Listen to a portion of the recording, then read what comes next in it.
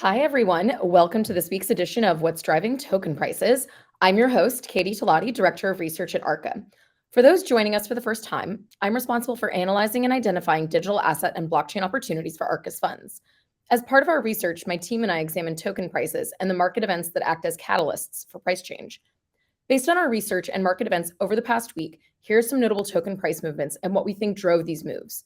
As a reminder, this commentary is not intended to be investment advice, investment research, or an investment recommendation. Please consult your investment professional for your own circumstances. All right, everybody.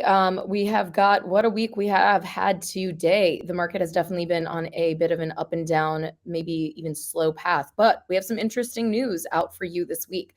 So to start, we're going to talk about Chili's or CHC. So sports and entertainment platform Chili's launched their long-anticipated mainnet, Chili's 2.0 or CC2 this morning. Previously, Chili's ran a permissioned sidechain on Ethereum, and it's now launched its own chain, which is a fork of the BNB chain, to expand its capabilities and grow its ecosystem of sports-related projects. So the new chain features includes features we're used to, such as a decentralized exchange, a bridge from Ethereum to the new chain.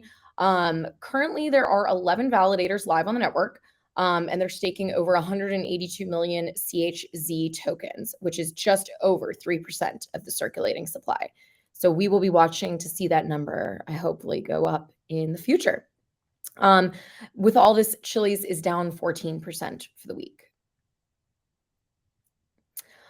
All right, next is Curve. So Curve is a decentralized stablecoin exchange. They launched their long-awaited stablecoin, Curve USD, last week. So the stablecoin utilizes a product called Llama, which stands for Lending Liquidating AMM Algorithm. And if you're confused, don't worry. I think it is meant to be confusing, just as Curve's UI is not the most easy to use. So basically, it's designed to deter bad debt creation by manipulating kind of more liquid asset prices. The kind of benefit to this just means that, like, whereas in Maker and Aave, other very popular lend borrow protocols, like you have to go through an approval process to have an asset listed on there.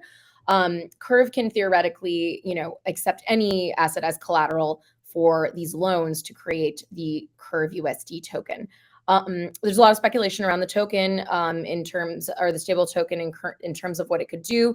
Curve is, the best place for stable token swaps and liquidity, and therefore they may, really succeed with launching this stablecoin yet.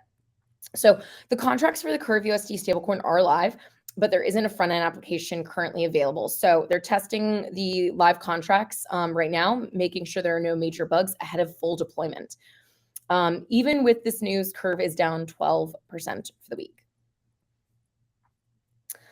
All right, now we have MakerDAO. Okay, so MakerDAO, another decentralized stablecoin issuer or lend borrow protocol, they released their newest product earlier this week called Spark Protocol. So Spark's basically a fork of Aave. It's a lend borrow protocol, but it's really specifically designed to service the DAI ecosystem, which is Maker's stablecoin. Or the DAI markets. So basically, the lending markets being connected to the MakerDAO protocol, the hope is that Maker can essentially issue more DAI liquidity as demand increases. Basically means that as borrowing increases, you shouldn't necessarily see a increase in the rates to borrow, because the Maker protocol can theoretically just start to generate more DAI on their end. And so right now, for example, the current rate for like borrowing DAI on Spark is like 1.1%, super, super low. So Maker currently boasts over 7.2 billion in TVL. However, even with this kind of large amount of TVL, a lot of success, borrowing markets have not seen that much activity in the last few months. Utilization, for example, on most protocols is averaging about 48% for the last month. So that means if 100% assets are deposited, only 48% of them are being borrowed at this time. With this news, Maker is only down 3.4% for the week.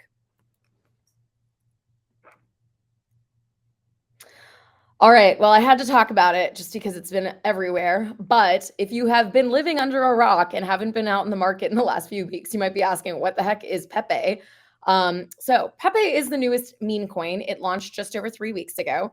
The project's creators harnessed the popularity of Pepe the Frog with an online meme culture to grow the token. So again, if you have been anywhere near crypto Twitter or Telegram at all, you would know that Pepe is very famous, sticker pack on Telegram, but also meme used widely within the crypto circles. So this Anon team managed to just like really get a crazy following for the Pepe token. The Pepe holder base actually reached 100,000 holders on chain in just 22 days after launching, which is far outpaced the growth of other meme coins like Dogecoin and Sheep. However, I will preface it with saying Pepe is still a fraction of the market caps of those other meme coins. So interestingly, while all the, interestingly, while all speculative in terms of like price appreciation, the activity related to Pepe has primarily driven Ethereum activity over the past few weeks.